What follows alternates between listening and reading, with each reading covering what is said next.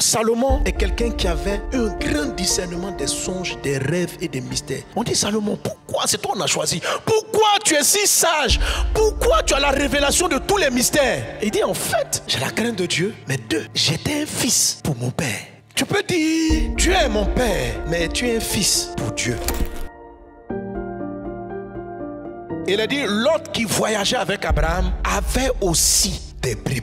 À un moment donné, Lot, il ne s'est plus comporté comme un enfant pour Abraham. Quand ils ont quitté la Mésopotamie, il était sous couvert de Abraham. Lorsqu'ils sont arrivés à Charan, on ne parlait même pas de Lot, parce qu'il était l'enfant auprès de son père. Lorsqu'ils sont arrivés à Bethel, on ne parlait pas de Lot. On dit, Abraham est arrivé à Bethel. Lorsqu'ils sortent de l'Égypte, et c'est là qu'on arrive à cet épisode, on cite qu'il y avait quelqu'un qui est apparu sur le chemin d'Abraham, un certain monsieur Lot. Souvent, on n'est plus des enfants. On devient sage, vieux, parce qu'on n'est plus des enfants réellement pour Dieu. Et l'Esprit m'a appliqué sur différents versets pour me montrer que cela était vrai. Dans le livre de Proverbes, Salomon est quelqu'un qui avait un grand discernement des songes, des rêves et des mystères. Dieu s'est révélé à lui comme pas possible. Et quand vous lisez le livre de Proverbes, Salomon explique le secret de ses révélations. Il explique pourquoi Dieu l'a choisi par rapport à ses autres frères, qui étaient tous des enfants de David, mais qui étaient remplis de la pensée de Lot. Lot s'est déconnecté de l'honneur, du respect de son père. Proverbe 4.3. J'étais un fils pour mon père, un fils tendre et unique auprès de ma mère. Il m'instruisait alors et il me disait que ton cœur retienne mes paroles. Observe mes préceptes et tu vivras. À qui est la sagesse? À qui est l'intelligence? N'oublie pas les paroles de ma bouche et ne t'en détourne pas. J'aime cette phrase de Salomon. Il dit, mon secret, j'étais un fils pour mon père. Tu peux avoir un père et ne pas être un fils pour ton papa. On dit Salomon, pourquoi c'est toi qu'on a choisi? Pourquoi tu es si sage? Pourquoi tu as la révélation de tous les mystères? Il dit en fait, j'ai la crainte de Dieu, mais deux, j'étais un fils pour mon père. Tu peux dire, tu es mon père, mais tu es un fils pour Dieu. Sinon, c'est ton papa. Tu l'appelles mon père qui est dans le ciel. Mais est-ce que tu peux dire, j'étais un fils pour Dieu? Il faut penser à Dieu. Puis tu dis, je suis un fils, je suis une fille pour Dieu. Est-ce que tu es une fille pour Dieu? Biologiquement, Lot est l'enfant d'Abraham, mais dans sa tête, Abraham n'était plus son père. Le texte n'est pas hasardeux. Tout ce que Dieu écrit a un sens. Quand l'histoire commence, on dit Lot, le fils du frère d'Abraham, son neveu, est parti avec lui. Donc c'est son enfant, c'est son petit. Mais comme lui, il est devenu riche, il était devenu le collègue de son père.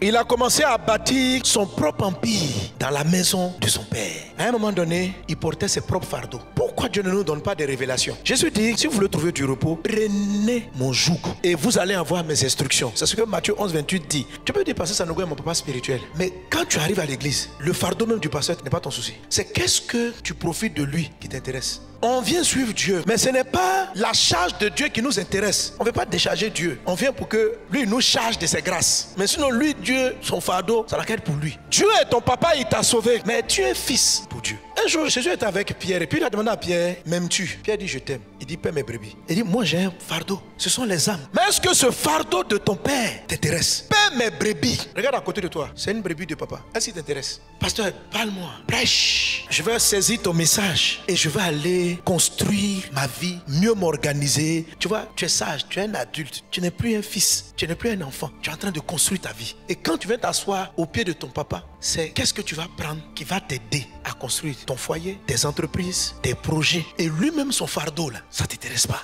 C'est secondaire dans ta vie. Cette attitude-là, c'est ce qu'on appelle Lot. C'est cette mentalité qui est en toi, qui marche avec ton Dieu, mais pour te construire toi-même, pour réussir toi-même, pour organiser tes projets toi-même. Tu apprécies papa quand il a quelque chose à te donner. Quand l'autre est devenu suffisamment costaud, il était prêt à partir parce qu'il n'avait plus besoin. On demande à Salomon, comment tu es devenu si sage? Il dit, j'étais un fils pour mon père. Mais tes frères, ce sont ses enfants, mais ce n'étaient pas des fils pour David. La plupart de mes frères ne cherchaient pas quelle était la mission que Dieu avait donnée à David. Ils cherchaient quelle était leur mission à eux auprès de David. Comment est-ce qu'ils auraient pu profiter de la royauté de leur papa pour eux-mêmes régner? Dieu ne les a pas choisis. On trouve son territoire de faveur lorsqu'on a la force et le courage de devenir une fille, un fils pour son père. Et le premier papa, c'est Dieu. Pose-toi la question. Comment tu discernes l'autre? Tu l'appelles papa, mais tu es une fille pour lui. Et tu es un fils pour lui.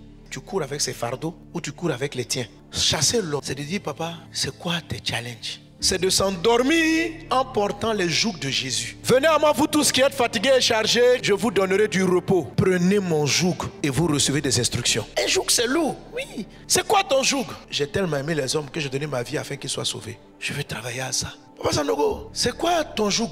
Fais en sorte que chaque chrétien ici ait la vie, qu'il soit bien, qu'il aille au ciel. Et que chacun d'entre vous, chaque âme du Seigneur rentre dans sa destinée. C'est ça mon fardeau. Ça dit, je ne me lève même pas pour prêcher ce que je veux. Je lui demande tout le temps, ce sont tes enfants. C'est toi qui les as acquis par ton sang. C'est toi qui as donné ta vie pour eux. Je te supplie, dis-moi ce que tu veux que je dise. Je ne dois pas dire autre chose que ce qui est dans ton cœur en ce moment précis. Donne-moi ton joug. Parce que je ne travaille pas pour moi. On va prier pour ça. Tu vas dire, Seigneur, pardonne-moi mon égoïsme. Pardonne-moi de venir dans ta maison pour chercher ce que moi je gagne. Ce côté de se bâtir soi-même. Profiter simplement d'autrui. Ensemble, élevons-nous voix et prions. Brinda sokatarianda rababa. Tu as effacé tous mes péchés par l'œuvre de ton sang à la croix. Tu as brisé toutes mes chaînes par la